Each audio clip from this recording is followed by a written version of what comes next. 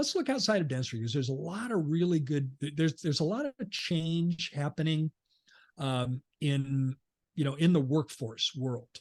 And there's a lot of, I mean, think about what's going on in retail space, brick and mortar retail businesses, banking, another example.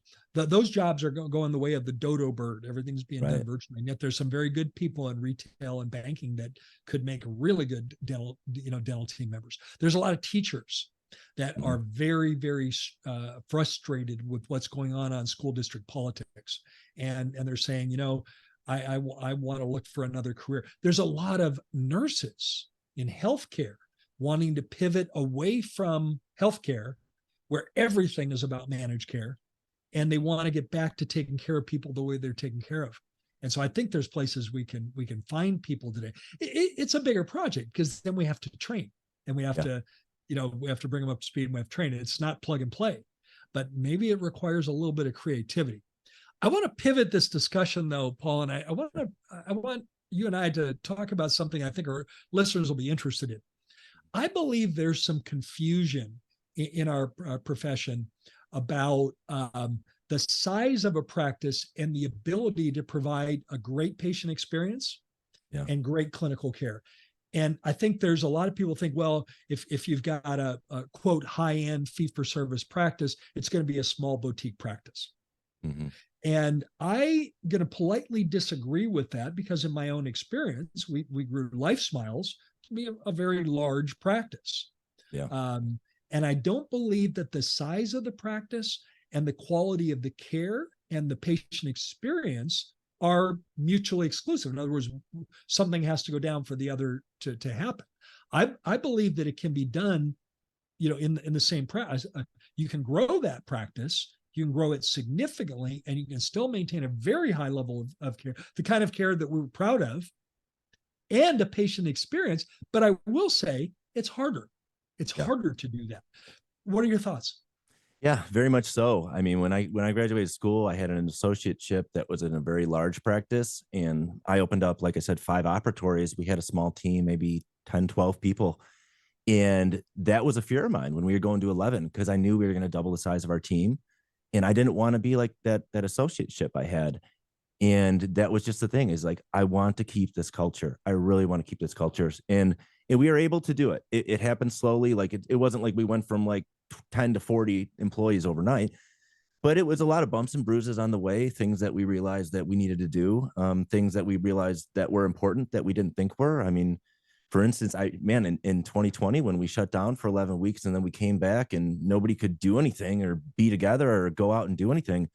I mean, we realized our culture really suffered. And it was something that was really important for our team, was doing a lot of social events together. Maybe a year and a half later, when it started opening up and we started getting together more, like, oh my gosh, like we thought it was, wow, look what happened to the practice culture now that we grew. And it was really just COVID kept us from being friends. That's what it was. Once we started. So I think you can totally do a good culture. I think it requires layers of management to some extent. Like, I can't be buddy with 40 plus employees, but I can know what's really going on in 5 people's lives and be really close with them.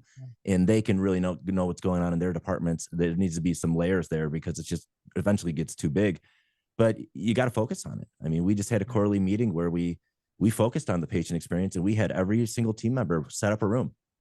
And I went around and I told them what I didn't like about it, because this was stuff that we did when we were small. And it's going to make me sound anal, but I want that provider chair in that corner, and I want it on a 45-degree angle. I want the patient chair to be perpendicular to the wall, like this little ottoman in the back. What's wrong with that? Well, I knew it should be in the corner, It's like, I knew from the first time we met, you and I were soulmates, and it's just been confirmed. Because it's not 46 degrees, it's 45, right? Exactly. Yeah. And I think the thing is like, a patient's not going to go through your office and say, wow, everything was really perpendicular and straight when I walked in the room. But they will go through the whole process, and all these little things will add up to a, wow, that was a really special experience. So we went through all that. We went through all of our verbiages. We sat patients we went and got them from the waiting room. And I always want people to meet in the middle, because I feel like if you're at a party, you see a friend and you like them, you meet in the middle. We don't just say, hey, get over here, come to the door, come sit down. So we went through that. We worked on our handoffs at the front desk. We worked on verbiages that we use to talk to patients. I mean, everything we have been so detailed, and I don't want to give the impression we're scripted, but we have a process that works. And I don't like when my team breaks that process because it's what's worked for us. And like I said, people go through our office like, wow, you got such a great team, such a great office. They don't realize the training and all those little magical steps that we put together and that were intentional.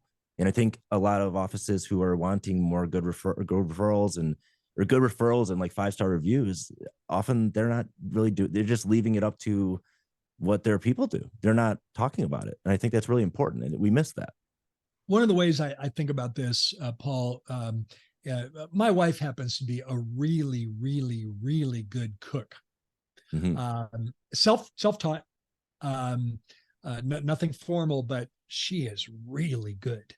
And it's kind of like a recipe, well, where my wife will try something new, and I'm her taster, and It's a good job. she'll yeah, I mean, someone's got to do it, so Yeah. I volunteer, and she asks for brutal honesty, and sometimes something doesn't come out quite right, and it's that she left out one ingredient, accidentally left out one ingredient. And it wasn't intentional, but that's what made the difference. And that's how kind of I would equate that new patient experience. It could be that there was a detail that just was left out that made the experience something less than. Does that make sense? Yeah. And the thing that we got to think about is when we're looking at brands and brand experience is that a negative brand experience is going to carry so much more weight than all those positives. So you might need 6 positives to outweigh a really nasty negative one. And that's sometimes when we're looking at strong brands, we see consistency, and we see consistency in product brands where the only interaction is like you're making a product and you're buying the product and experiencing. Even if you go to you buy like a Coke from a gas station and the clerk is kind of not that nice, you don't really say like, I'm never buying a Coke again. The clerk that sold it to me wasn't good, because they're not represented by them. But it's very easy to control that. Now we're in a business where we've got, X amount of individuals with things going on at home from different values and different upbringings. And sometimes they're upset and sometimes having a bad day. And we're hoping that they can provide a consistently good patient experience. And I don't think people are capable of it unless you get intentional and say, this is what we do. Because otherwise, I mean, we're human. We make mistakes. And I'm not saying we don't make mistakes in my practice. We make a lot of mistakes. But anytime we make a mistake and we drop the ball on a patient, we always look at each other and we're very forgiving, and we always show grace, and we say, what can we come up with so this doesn't happen again? That's what's so important to me, is that coming. So sometimes I get dentists ask me, I need to systematize my practice. Where should I start? And I have places to start, like maintenance checklists and basic stuff. But I think your patients will let you know where to start, because when you screw it up, find out about it. That's where you start building there. Well, that I'm a huge advocate of a relationship-driven practice. And what that means to me is that we know our patients' names. We know their spouse's name. We know their kids' names. We know their dog's name.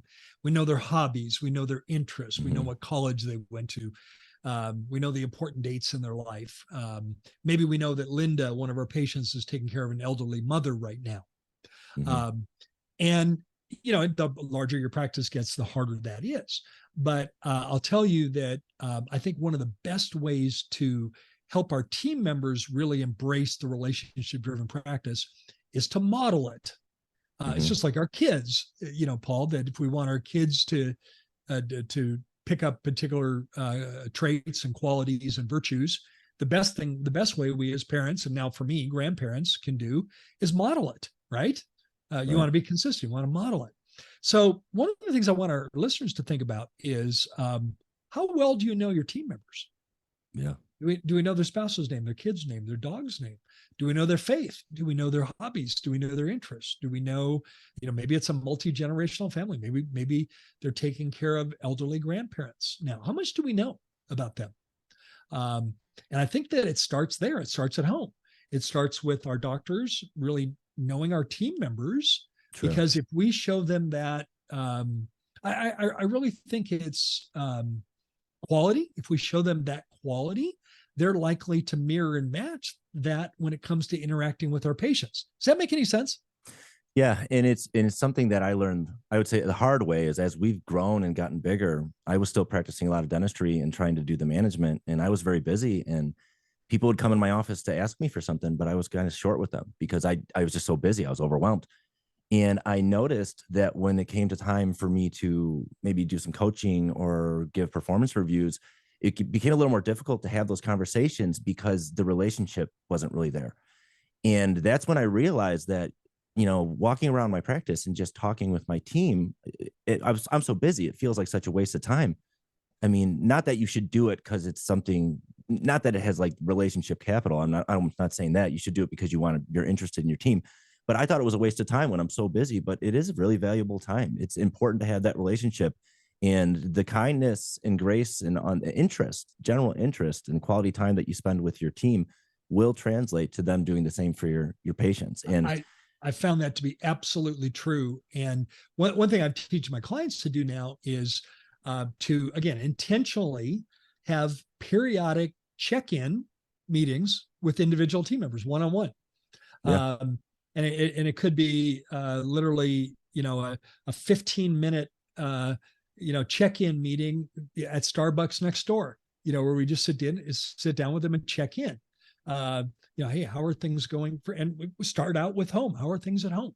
And, as we know about our team members, we can, check in on very specific details. Maybe we know that, one of the team members is struggling with an errant teen, and we can talk about how things are going. What resources do you need? How can we help?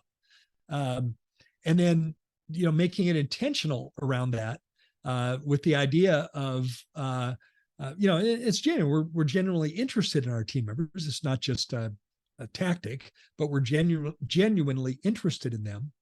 And I find that we all know that our most precious commodity is our time. We all know that. And when you intentionally spend time with team members, you're showing them perhaps, the ultimate appreciation by agreeing to spend time with them. You're spending one-on-one time with your team member. And I know it's not easy to do with a large practice, but it absolutely can be done. It becomes harder as your practice gets larger. But it can be done. And I think it's something that needs to be done, and we need to be intentional about it. And if we're not doing that, then I'm afraid the workplace becomes a ho-hum kind of experience for our team members, where they're not sure if they're loved, they're not sure if they're cared about, and in turn kind of show that those same kind of sentiments to our patients. But we have to let our patients know that we care deeply about them, that we, and we show that not through our words, but through our action. And, that might be a takeaway for any of our listeners to really think about, and think about that's something they can apply in their practice. So, Paul, I've got a question for you. There are some of our listeners, because you've talked about, spending time in training and spending time, intentionally working out every aspect of the new patient experience. There'll be some of our listeners that are thinking, our practice is so big, we're so busy peddling, that we don't have time to do that. How would you respond to that? Because I know there's some that are thinking. I'm going to take the Gary Takis quote and say, to go fast, you got to learn how to go slow. Is that what you always say? Something like that. That's what I'm thinking of. That comes from my driving instructor.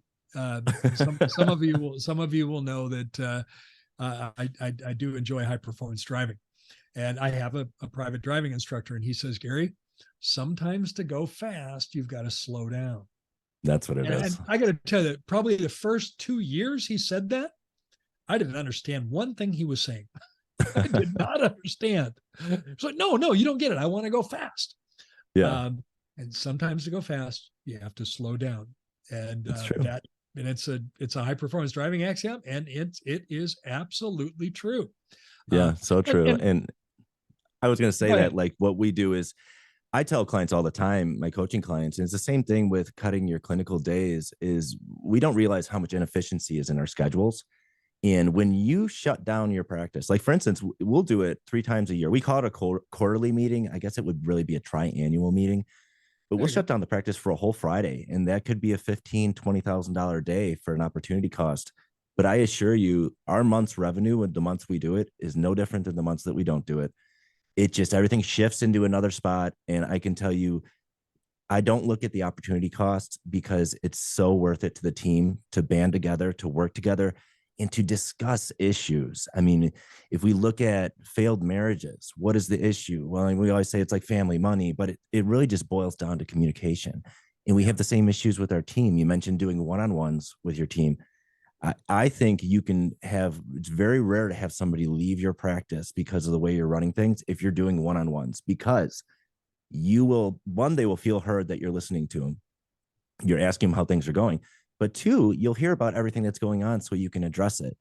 Or if it's an issue you can't address, you can look at that team member and say, hey, what do you think I should do? And if they give you an answer, say, well, let's hammer this out. Let's figure out something. Let's collaborate. Yeah. And that's what I've done my entire career. But the training stuff, I just don't see how you can't afford not to do it. And I get the feeling, because we're busy and we're looking at production lost. And the same reason that when a solo doctor is the only doctor at the practice, they don't want to take a vacation, because they're not only are they looking at, this was a $5,000 to $10,000 vacation, they're looking at that this was like a $30,000 to $40,000 lost production that we had. And my experience has been, it's always been worth it. And even if you forgot about the financials of it, just for a pure life satisfaction and just being happy at work, it's worth it for that. And if that costs money, that's money I'm happily paying. Yeah, thank you. Thank you for that, Paul. I think one of the issues that maybe is true for many of our listeners is the whole issue of being a PPO provider. They feel like they have to pedal like the proverbial hamster on the wheel because of the amount of money they're handing to the fat cats at the insurance company. And I get it, been there, done that, in the practice. And, when you're giving away 45% of your fee, to the fat cats at the insurance company, you become the proverbial hamster on the wheel, and it takes you away from everything about being a PPO practice, takes you away from developing your practice optimally. Now, at the top of this interview, you talked about successfully resigning from Delta. I'd like to come back to that now. Would you share your thoughts on that and your experience on that? I know there's a lot of listeners thinking, Gary, Delta is such a 5,000 pound gorilla. It represents such a big part of my practice. I could probably never drop Delta, but there you are. We did it. And it was a big part of our practice. Yeah. I mean, we're talking 33% of our practice, 33% of our patients are Delta patients. And we've reached a level where, in my situation might be a little special. And this, I am going to put the little clause in here that I have a little safety net, is that we have reached capacity where we can't fit any more patients in our practice. So we're not going to expand any capacity. Our only thing we can do to control capacity is to raise our fees, and we can't do that when we're a network provider. So we decided to drop Delta first. That was the first one. And then we did like some little ones here and there over our practice course of just growing like here and there. But this was the first big one. And the reason we did that one first is because I figured that one's going to be the hardest one to keep. And it was a nice, just big chunk where I said, you know what, if we lose all 33%, we'll get through it. I don't want to lose 33% of them, but, and I think through the process, we talking with patients about it, we're letting them know what happens, that it's coming up. And I would say maybe 10% of those had a problem with it, setting up their next appointment. Now that we've dropped Delta, we're 3 months into it. I would say more people, now that we're calling them and say, hey, you got to pay this out of pocket, you got to pay it to us, and they're going to reimburse you. More people have an issue with it. So I think, I have no stats to back this up, it's all anecdotal, but I think we're probably keeping roughly about 50% of our practice. I think some people are going to go somewhere else and they're going to come back. But we're really trying to get people off of Delta and get them onto our membership plan. And we're kind of explaining that. We're showing them that, if you get it for free as a benefit from work, that's one thing. But if you're paying out of pocket from your check, let me show you something that's a little different, that makes a little bit more sense, and you can come see us. Yeah, but your membership plan is so much better than than paying for a Delta plan. And you're right. Absolutely. Paul, there's a lot of, we assume that everybody that has, say, Delta is provided to them as an employee benefit. And that's true with many Delta plans. But what is also very true is that many times the employer will provide it in the form of a payroll deduction. So the patient's actually paying for it themselves. And if you can have a candid conversation with that patient and say, you'd be much better off with our in-office membership plan, let me show you that. That's a little nuance that a lot of offices don't realize. They just automatically assume that everybody that has, say, Delta, has it as an employee benefit. Well, many do, but there are many also that choose to pay for it, and then we can show them our membership plan and show them it's a much better deal. But I think it's going to be, I think it's be hard to continue to provide the level of care we're doing. And we've always done it. I think we've always had like fee for service, like mentality and service to our patients. But this labor market this past year and a half with wages, the way they've went, I eventually hit a spot where I said, I can't afford to lose any of these people. They're so great. And I can't afford to pay them what everyone else is paying. And I need to, because I don't want to lose them. And the only other knob I can turn is I got to raise my fees. And I can't do that as an in-network provider. So like, it was this perfect storm for us. It was the right time in our practice life. And scary, but not at all. Scary thinking about, but not at all going through it. Well, I'm going to help our listeners feel better for just a minute. This happened relatively recently, within the last month or so. But a doctor reached out to me from Southern California, from Orange County, big, strong practice. And he said, Gary, I need your help. He said, I never really knew what I was writing off, but since I've been listening to your podcast, I've been trying to figure it out. And I now have a better handle of what I'm writing off in the form of my insurance adjustments. And he said, I've just discovered that with certain of our Delta plans, I'm getting reimbursed $57. These are the low level Delta plans. These are horrible plans. Heck. He's getting $57 for a hygiene appointment, and that's cleaning, exam, and x-rays. And he said, Gary, and this is where I'm going to help our listeners feel better right now. He said, and I'm paying my hygienist $80 an hour. He's getting $57 math for the appointment. And he said, in the past, Gary, I was trying to break even by at least paying their hourly rate. And I know that wasn't really breaking even, because I still had the equipment and the room and the supplies and the, infection control. And I had the admin, I had to pay the admin to support, get a butt in the seat and hygiene. But now I'm paying $80 an hour and I'm getting 57. And he said, that is simply untenable. I need your help. He's now a client, and we're moving down the path to successfully resign from PPO plans. That's great. So, it can be done, but that model is untenable. I mean, unless you're, in dentistry, unless you'd like to pay out of your pocket to provide care to patients, which I don't think applies to many of our listeners. No. And what's interesting with you, Gary, is that I don't know if I asked you this on a podcast or an interview, or if we were just talking between podcasts, but I remember asking you how many of your coaching clients it didn't work for over your career of consulting. And I think you said just one. There was one that just couldn't do it. It wasn't because of the logistics. It was because of the doctor, I think, if I remember it. Yeah. Yeah, you're exactly right. One. Now there have been, and to complete the whole equation, there have been 5 doctors that I have said, don't do this in your practice, because you're not in a position to be able to do this successfully. You don't have enough demand. It's not really relationship driven. You're not giving people reasons to come to your practice. You've got no discernible reason why a patient should come to your practice, then go to the clinic next door. And I'm using clinic in the pejorative term. You're not giving them any reasons. And every time, those 5 cases, the doctors had a very sad expression on their face, but they've said, Gary, you're telling me something that I believe I already knew. And it wasn't that they couldn't ever do it, but they just weren't in a position to do it now. They weren't in a position to do it now.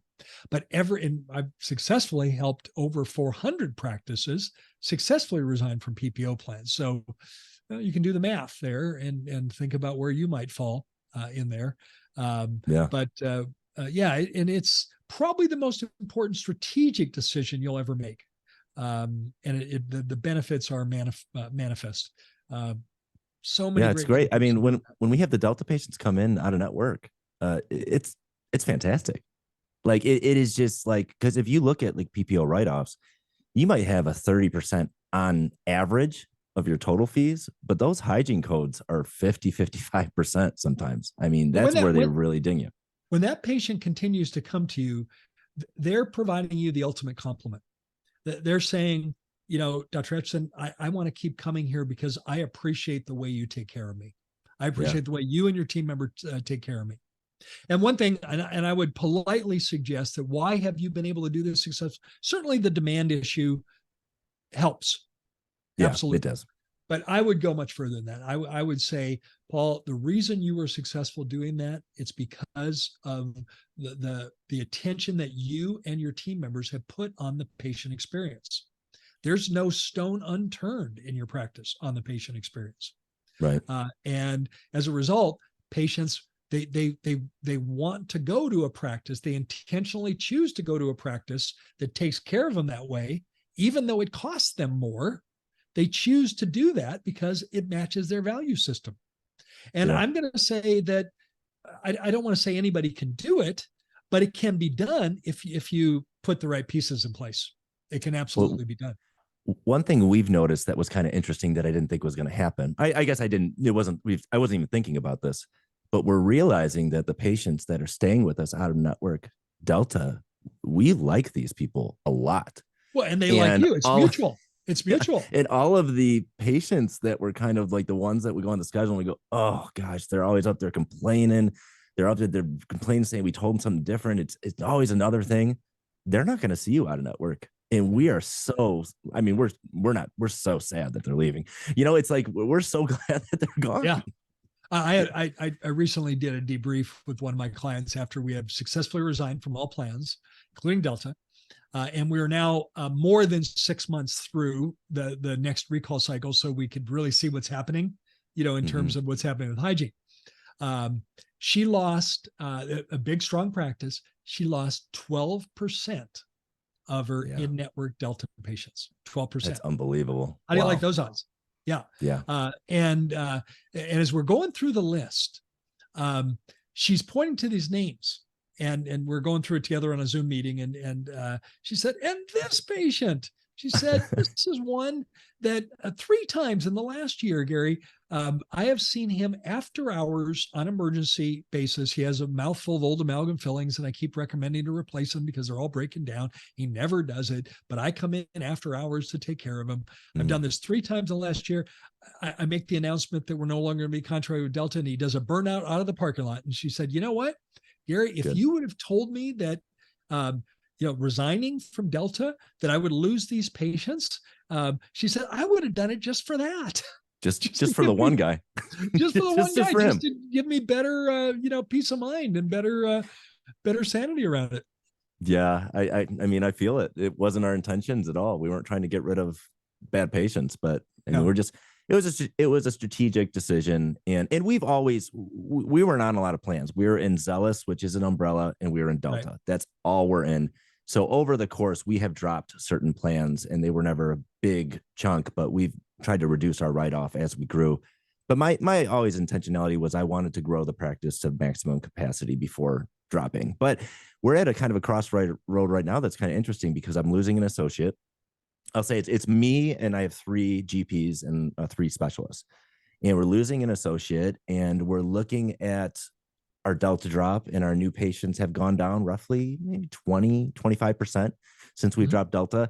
And we're looking at this saying, do we want to go down to instead of a 3.5 doctor practice, a 2.5 doctor practice?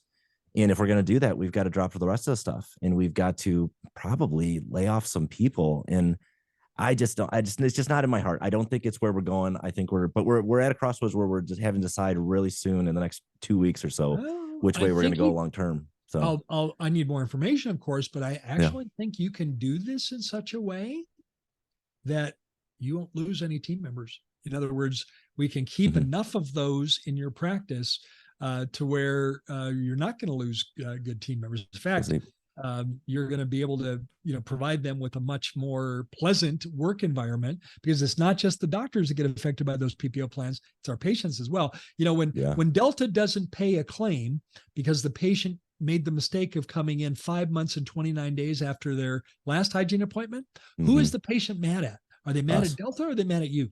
Nope, they're mad at us. And they're mad at your hygiene scheduling coordinator for not catching. And we usually accept the responsibility too. Yeah, we do. As would be the right thing. But quality of life for your team members go up dramatically. Paul, I'll add one thing. I'm sorry. I just wanted to add one thing to that, Gary. Please. Is that we have a lot of our days, we have 7 hygienists running for 1 or 2 doctors to check. And I know the listeners saying, how does one doctor check 7 tiers of hygiene? And all of our doctors will check 3 chairs of hygiene, but we have a lot of no exam hygiene chairs. And that's what's really helped us have such a large patient base, and what has really helped us get the capacity and have every hour of the day, there's a butt in the seat in every seat. And, but that's the issue we're running to now, is that who's going to check all this hygiene? Right. And doctor, I am going to do it, but I don't want to do it. I'm going to do it as the transition period, but I told everybody this is not my long-term plan. I'm not coming back to 4 days a week. Yeah. It's why many dental practices reach maturity in their hygiene schedule and then plateau. Yeah. And I'm a big advocate of a hygiene-driven practice, but I'm also very empathetic. And I'm, three checks an hour are hard. That's hard. 2, it's still difficult, but can be done. At 3, we're starting to get to the wheels falling off. More than that, the wheels are falling off. Mm-hmm. And maybe that we got to have you back and talk about a number of different details about growth and the challenges that they present. I got a lot to share. Would you be? I got a lot of lessons to share. Yeah. Can I bring you back? Oh, absolutely. I'll put you on the spot since it's being recorded and everything. Yeah. If you say no, we'll edit it out. But yeah, of course I'll come back. I'd love to have you back. Paul, I know in the meantime, I know a lot of our listeners would like to get in touch with you, and I want to brag on your podcast. Dental Practice Heroes is the name of the podcast. You've got 2 great books that belong on every dentist library. How's the best way for our listeners to get in touch with you? If they want to reach out. I would just say, Facebook Messenger is fine. I'm on Facebook, or go to my website, dentalpracticeheroes.com. Perfect. And there's a contact form. You can even, set up a call with me if you like. There's a scheduling thing is right there. So it's dentalpracticeheroes.com. Yep. We'll put that in the show notes. So if you go to Thriving Dentist Show and just find this episode, scroll down, you'll see a link and just click it and you'll be right there. In the meantime, Paul, I want to say thank you. First of all, thanks for your friendship. It's been a blessing for many, many years for me. And thanks so much for your friendship. Thanks for producing an amazing podcast. If you like Thriving Dentist Show, you're going to love Dental Practice Heroes. And thanks for the inspiration that you provide our listeners. You've done it. You've been there. You've done it. I heard you say that you stubbed your toe along the way a number of different times. And I love your transparency and your honesty around that. But man, thanks for being you. Yeah, thanks for having me on, man. Always excited for this opportunity, and like I said, you're a mentor of mine, and it's so cool for me to be interviewed by you. And thank you for all you do in the industry, and thank you for all you've provided me. I think you don't even know it, but I mean, you were my gym buddy for a really long time. Every time I was working out, I was listening to Gary. So thank you. So yeah, happy to be on, and thanks.